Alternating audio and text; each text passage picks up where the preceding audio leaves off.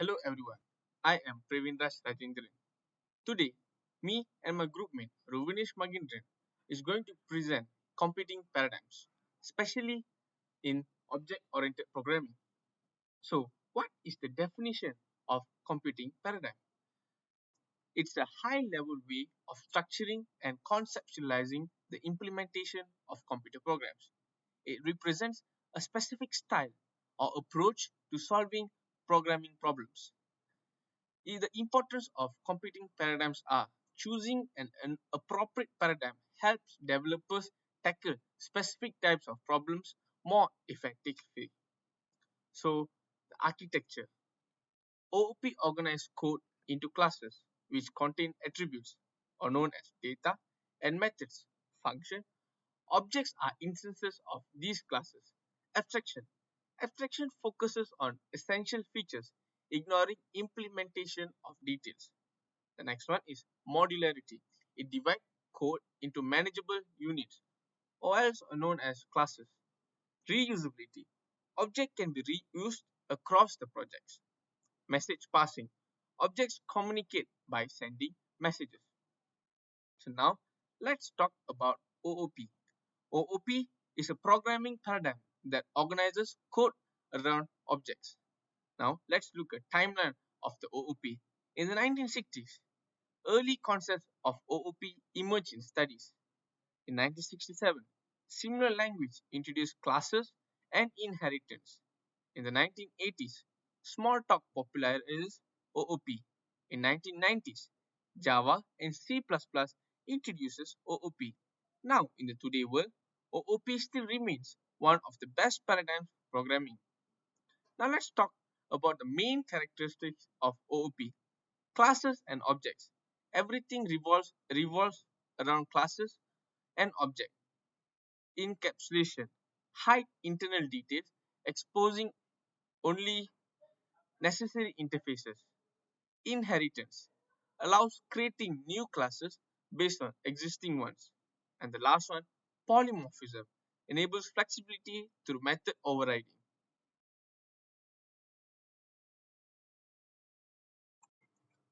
Now let's talk about the comparison between OOP and imperative paradigm. Imperative paradigm focuses on step-by-step instruction, while object-oriented programming focuses on the interactions between objects in a program in the program. Next comparison we want to do is object-oriented programming versus functional programming.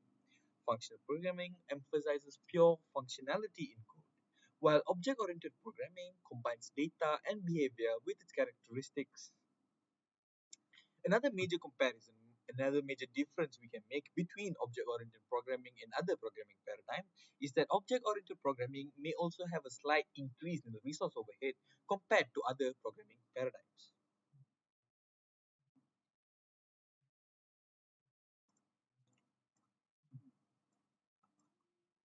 Now let's talk about the strengths and weaknesses of object-oriented programming. First of all, the main strengths of object-oriented programming is the modularity and reusability of code.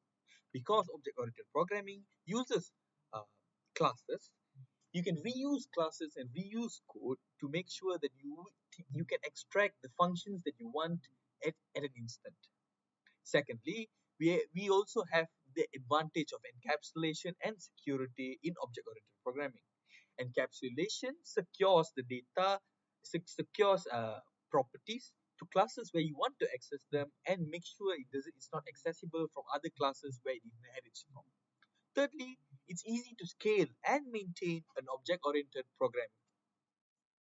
Scalability, it's easy to scale object-oriented programming because you can easily identify errors, identify places where you have to upgrade, and maintain it easily without maintain and solve errors easily and quickly. Although there are strengths to object-oriented programming, there are also weaknesses. The main weakness of object-oriented programming is the steep learning curve, especially for beginners. Secondly, it also has a resource overhead due to the abstraction used in object-oriented programming. Next up, let's move on to the sample code and explanation to all the object-oriented programming. As you can see here, we have two classes, class animal and class dog. These classes and objects make up the core of object-oriented programming. Object-oriented programming, where objects such as class and dog inherit each other to make sure they have the similar properties. As you can see here, class animal has a property called color, which is private.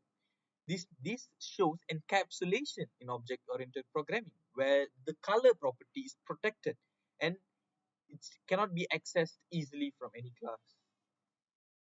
Inheritance, where secondly we can see inheritance in class dog, where class dog extends animal. Class this shows inheritance where the dog uh, inherits the property color from its parent class animal. And finally, you can see here for the method speak in class dog, you can see that it has introduced polymorphism where the method speak from the parent class animal is overridden to produce a specific output for the method speak in uh, in our sample code. Now that's all from us for explaining about computing paradigm, specifically object-oriented programming. Thank you and have a nice day.